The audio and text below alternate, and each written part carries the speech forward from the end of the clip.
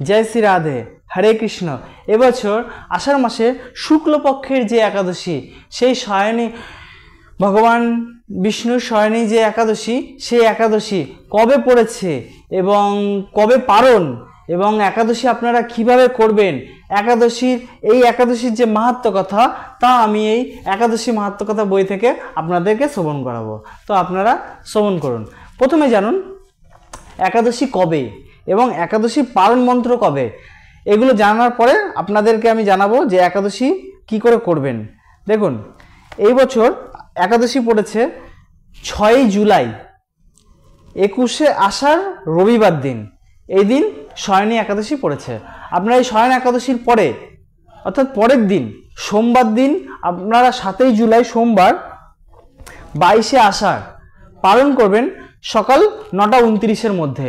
এবং এই সোমবার দিন থেকে কিন্তু যারা চতুর্মাসে ব্রত করেন, এই ব্রত কিন্তু এই সোমবার থেকে পড়ে যাচ্ছে। তো আমি আসছি এবার শয়ন একাদশী কথাতে। এই যে একাদশী, আপনারা এই রবিবার দিন একাদশী কিভাবে করবেন, ঘুম থেকে যেদিন উঠবেন, তো সেদিন ঘুম থেকে উঠেই সকালে স্নান করবেন, স্নান করে তুলসীকে জল দেবেন, ভগবানকে জল অর্পণ করবেন, করার পরে হাতে জল নেবেন এবং জল নিয়ে ভগবানকে সংকল্প করবেন। দেখুন, সংকল্প মন্ত্র বলে দিচ্ছি, এই মন্ত্র স্ক্রিনেও লেখা থাকবে, আপনারা দেখে খাতায় কাগজে লিখে নিতে পারেন। হাতে জল নিলেন এবং একটি পুষ্প নেবেন, নিয়ে বলবেন ওং একাদশং নিরাহারা স্থিতাহম অপরাহ্নে ভক্ষামি পুণ্ডরিকাক্ষ শরণং মে ভবচ্যুত। এই বলে আপনি জলটা মাটিতে ছেড়ে দেবেন। এই মন্ত্র যদি না বলতে চান বা না বলতে পারেন, যদি সময় না থাকে, তাহলে হাতে ফুল আর জল নিয়ে ভগবানকে সমর্পণ করবেন। আমি আজ এই একাদশী ব্রত করছি, যদি ব্রততে আমার কোনো ভুল ত্রুটি হয়ে থাকে তাহলে আপনি ক্ষমা করে আমার ব্রতটি সম্পূর্ণ করবেন, দিয়ে জলটি মাটিতে ছেড়ে দেবেন। এইভাবে একাদশী ব্রত করবেন। এরপরে যে ব্রতের পারণ মন্ত্র আমি পরে বলছি, আগে একাদশী এরপরে মাহাত্ম্য কিভাবে করবেন বলে তারপরে একাদশী মাহাত্ম্য কথা বলবো। এই দিন পঞ্চদানা শস্য খাওয়া যাবে না, অর্থাৎ চাল, গম, ভুট্টা এবং ডাল জাতীয় যে কোনো শস্য, রবি শস্য, ঠিক আছে, তিল থেকে তৈরি যে কোনো জিনিস, তেল, ধান থেকে তৈরি চাল, গম, আটা, রুটি, বিস্কুট কিছু খাওয়া যাবে না, ময়দা, ঠিক আছে। তো এই দিন যেগুলো খাবেন সেগুলো হলো একদম, যদি কিছু না খেয়ে থাকতে পারেন তো খুবই ভালো, আর না হলে জল খাবেন। আর যদি জল না খেয়ে থাকতে পারেন তখন ফলমূল, দুধ, সবজি সিদ্ধ এগুলো খেতে পারেন। আর ঘি দিয়ে, ধরুন একদম যারা নতুন এই পথে আসতে চাইছেন যে আজ থেকে আমি একাদশী ব্রত করলে অনেক ভালো, অনেক ফল, হ্যাঁ, এমনকি শরীরও ভালো থাকে, অনেকে আমার প্রবচন শুনে অনেকে একাদশী করা শুরু করেছে। তো তাদের জন্য বলছি, একদম প্রথম স্টেপ যারা একদম নতুন করতে চাইছেন, আসতে চাইছেন, তাদেরকে বলছি, তারা ঘি আছে, ঘিতে আলু দুটো একটু ভাজা করবেন। তারপরে যখন আপনি সবজি সিদ্ধ করবেন তো তার মধ্যে একটু ঘি দিয়ে একটু গোলমরিচ দিয়ে দিলেন, তারপরে সমস্ত সবজি ওর মধ্যে দিয়ে দেবেন, সেদ্ধ হয়ে গেলে দিয়ে একটু নাড়িয়ে নেবেন, দেখবেন কত সুন্দর টেস্ট লাগে খেতে। আর ওই আলু ভাজা, একটু লেবু এসব দিয়ে খাবেন, একটু শশা, দেখবেন এত সুন্দর লাগে। বাদাম ভেজে নেবেন, ঘিতেও ভাজতে পারেন, নাহলে এমনি শুকনো কড়াইতেও ভাজতে পারেন, ঠিক আছে। তো একাদশীর দিনে লবণ খাবেন না, কাঁচা লঙ্কা খাবেন না, কাঁচা লঙ্কার বদলে গোলমরিচ খেতে পারেন, বুঝতে পেরেছেন। আর লবণটা অ্যাভয়েড করুন। অনেকে সন্দক লবণও খায়, ঠিক আছে, সন্দক লবণ কিন্তু শাস্ত্রে না এসব খাওয়া পুরো নিষিদ্ধ করেছে। কিন্তু যে বললাম, যারা প্রথম স্টেপ আসছে, কোনো রকমভাবে আগে চেষ্টা করতে হবে, ঠিক আছে। পেটটা প্রথমে তো সম্ভব না, কেউ তো আর এক লাফে গাছে উঠতে পারে না, তো ধীরে ধীরে ধীরে ধীরে আস্তে আস্তে সব ত্যাগ করে দিতে হয়, বুঝতে পেরেছেন। তো এখন প্রথম স্টেপে সন্দক লবণ খাচ্ছেন, ঠিক আছে, কিন্তু আস্তে আস্তে চেষ্টা করবেন সেটাও ছেড়ে দেওয়ার। ফলমূল খান, সবজি সিদ্ধ খান, দুধ খান, এসব খান, দেখবেন এতে শরীরও ভালো থাকে আর পারা যায়। আর ভগবানের ভরসায় করুন না। দেখুন, বিশ্বাস মিলায় বস্তু তর্কে বহুদূর। আপনি বিশ্বাস ভগবানের প্রতি করুন, ভক্তি করুন ভগবানকে, অনায়াসে যে সমস্ত কাজ হওয়া সম্ভব নয় ভগবান দেখবেন সমস্ত কিছু করিয়ে দেবে। আর এই একাদশীর দিনে যত পারবেন হরির নাম জপ করবেন। আর প্রতিদিন, আমি আগেও বলেছি, প্রতিদিন একটি করে প্রবচন যে কোনো মহারাজ, যে কোনো বিশেষ করে আমি বলেছিলাম বৃন্দাবনের যে কোনো মহারাজদের পাঠ অবশ্যই শ্রবণ করুন, কারণ তারা শাস্ত্র রেখে শাস্ত্রের যুক্ত কথা বলে। আর এই জন্য বলছি, আপনি যদি প্রতিদিন একটা করে প্রবচন শোনেন তাহলে আপনার মনের মধ্যে একটি ভক্তি আসবে, ভক্তি তৈরি হবে। আর ভক্তি আসলেই তখন আপনি ভক্ত হতে পারবেন। ভক্তি আসার জন্য সাধুসঙ্গ করতে হয়। আর সাধুসঙ্গ কাকে বলে? সব সময় কি তাদের সঙ্গে ঘুরে বেড়ালেই সাধুসঙ্গ হয়? তাহলে সংসারে কাজ কে করবে? চাকরি বাকরি কী করে হবে? তার জন্য কি করতে হবে? তাদের সংস্পর্শে থাকার জন্য প্রতিদিন একটা করে প্রবচন শুনবেন, পাঠ শুনবেন, যে কোনো মহারাজের শুনতে পারেন, তাহলে আপনার মধ্যে ভক্তির উদয় হবে। তখন আস্তে আস্তে ধীরে ধীরে এই প্রবচন, মানুষের প্রবচন হচ্ছে প্রথম স্টেপ, শ্রবণম। এই জন্য নবদ্বীপ, এই যে আপনি যে দেখছেন মোবাইলে যে শুনছেন, এটাকে শ্রবণম বলে। নববিধা ভক্তির এটা হচ্ছে প্রথম স্টেপ, শ্রবণম। এইভাবেই ভক্তির প্রথম উদয় হয়।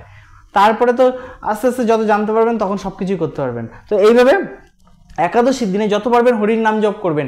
আর হরির নাম মাস্ট, আপনি পুজো করুন না করুন, ব্রত তো করতেই হয়। আর যদি ব্রত নাও করেন ঠিক আছে, কিন্তু হরির নাম মাস্ট, হরির নাম করতেই হবে। যেভাবে আপনাকে নিত্য খাবার না খেলে আপনার শরীর চলে না, তেমনি হরির নাম না করলে কোনো দিন কোনো কিছু ভালো হয় না। হরির নাম মাস্ট করতেই হবে।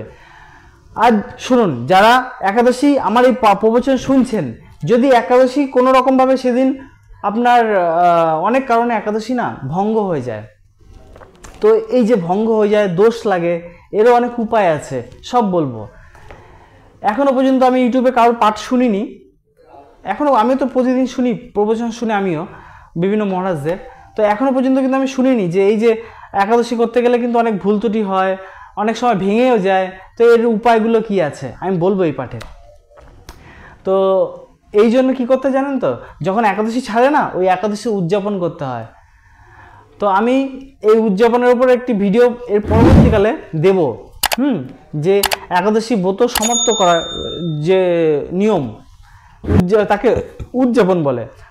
তো উদযাপন যদি করা হয় তাহলে না এই যে দোষ ত্রুটিগুলো থাকে সেগুলো প্রায়শ্চিত্ত হয়ে যায়। এর উপর আমি পরবর্তীকালে ভিডিও আপনাদের কাছে পৌঁছে দেব। তো এই একাদশীর দিনে তাহলে আপনারা কিভাবে করবেন একাদশী বুঝতে পেরেছেন। এবার আমি একাদশীর যে মাহাত্ম্য কথা, এই মাহাত্ম্য কথা আপনাদেরকে এখন শ্রবণ করাবো। যদি এই একাদশী আপনি ব্রত কোনো কারণে নাও করেন, অন্তত এই একাদশী মাহাত্ম্য কথা এখন যা বলবো সেটা মন দিয়ে শ্রবণ করুন।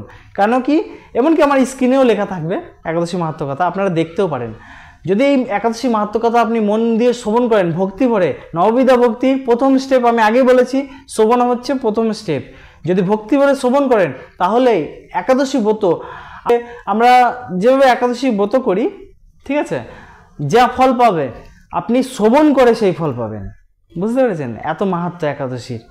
তো আজ এখন সেই মাহাত্ম্য কথা শ্রবণ করব, আমি বলবো, আপনারা শ্রবণ করুন। এ ব্রত ভবিষ্যত্তর পুরাণে গৃহীত, যুধিষ্ঠির কৃষ্ণ বার্তা রূপেতে বর্ণিত।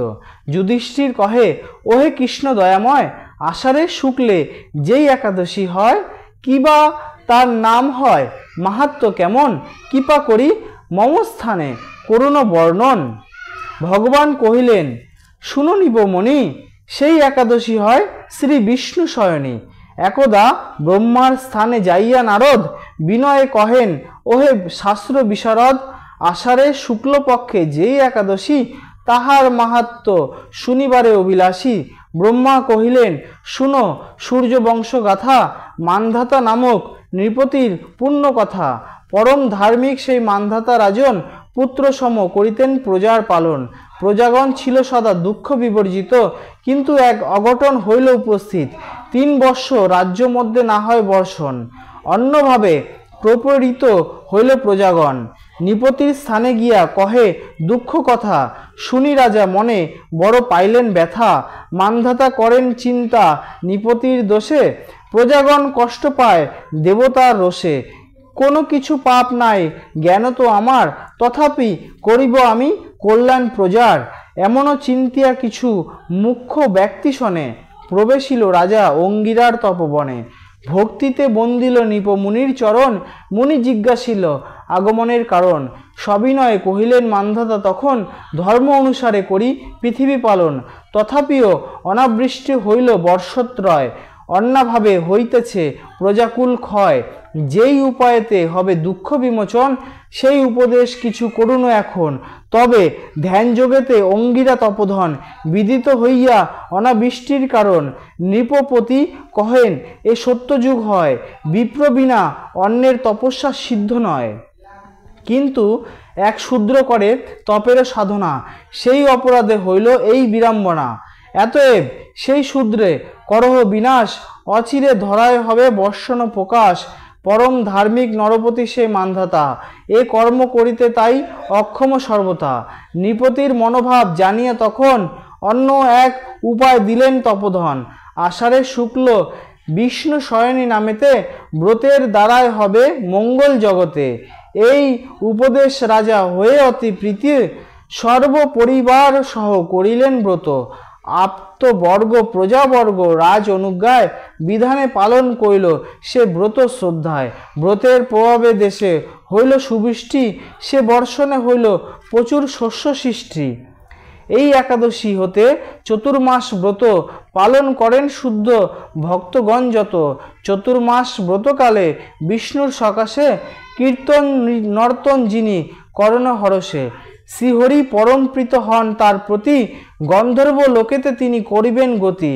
শ্রী বিষ্ণু মন্দিরে ত্রিসন্ধ্যায় যে ব্যক্তি 108 বার জপে গায়ত্রী, কোটি জন্মাঞ্জিত পাপ হয় বিনাশন। এ ব্রত করিবে নক্ষ কেশাদি ধারণ।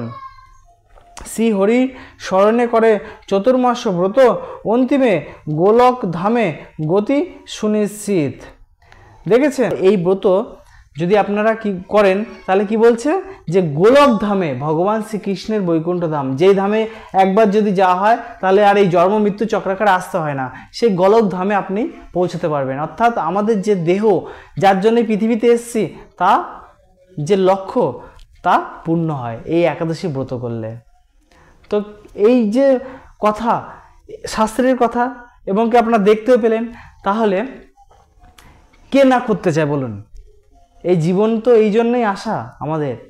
তো এই যে একাদশী পারণ পরের দিন আছে, পারণ আছে 7ই জুলাই 22শে আষাঢ় সকাল 9:29-এর মধ্যে আছে পারণ।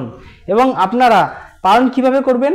হাতে যে পঞ্চদানা শস্য খেতে বারণ করেছিলাম একাদশীর দিনে, পরের দিন তার মধ্যে কিছু পঞ্চদানা শস্যের মধ্যে কিছু, অর্থাৎ চাল, গম, ডাল, এই সমস্ত জাতীয় জিনিস বা ছাতু, এই সমস্ত জিনিস কী হবে, ভগবানকে ভোগ লাগিয়ে হাতে প্রসাদ নিয়ে এই মন্ত্র বলে খাবেন।